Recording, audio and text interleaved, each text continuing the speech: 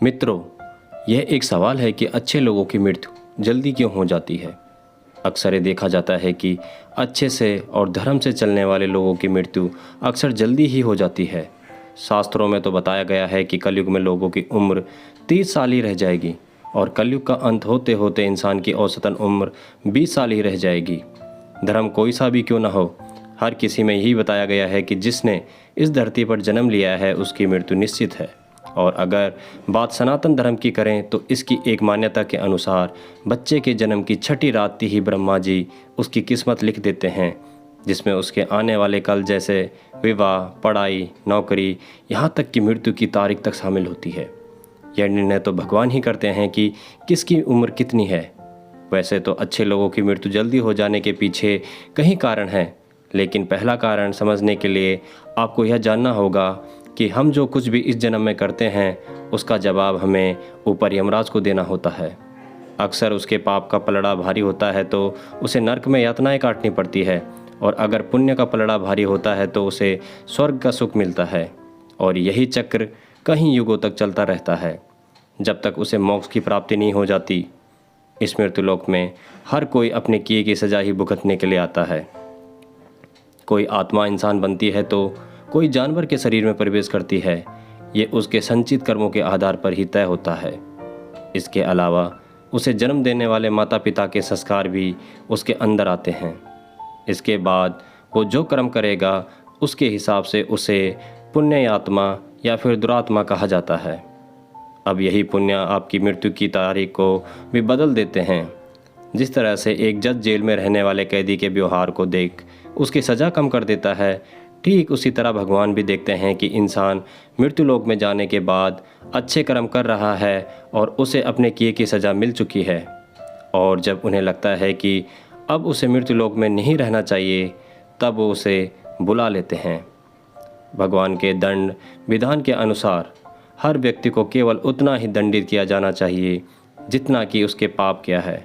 अब क्योंकि अच्छे लोगों के पाप कर्म बुरे लोगों के पाप कर्मों की तुलना में कम होते हैं, इसलिए अच्छे लोग अपने पापों का फल जल्दी ही भुगत लेते हैं।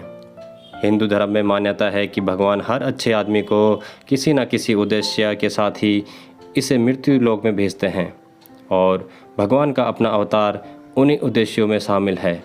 इसलिए जब वो उद्देश्य जल्दी पूरे हो जाते हैं तब भगवान उन्हें वापस बुला लेते हैं। अर्थात अच्छे लोगों की मृत्यु उनके अच्छे कर्मों पर ही निर्भर करती है। क्या आपने कभी एकांत में यह सोचा है कि आपको यह मानव जीवन क्यों मिला है?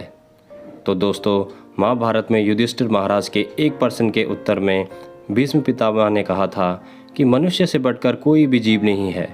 आपको यह जानकर आश्चर्य होगा कि 84 लाख योनियों के बाद हमें मनुष्य जीवन मिलता है, और संसार के सभी प्राणियों में मनुष्य ही सबसे श्रेष्ठ है। इसकी वजह है मनुष्य में सत्य एवं असत्य का विवेक कराने वाली हमारी बुद्धि का होना। लेकिन इस धरती पर हम दुनियादारी के चक्कर में कुछ इस तरह फंस जाते हैं कि हमारी बुद्धि सीमित दायरे में ही सिमट कर रह जाती है। हम सांसारिक सुखों को ही सब कुछ मानकर उसमें लिप्त रहने में ही अपना सौभाग्य और अपने जीवन की सफलता समझते हैं।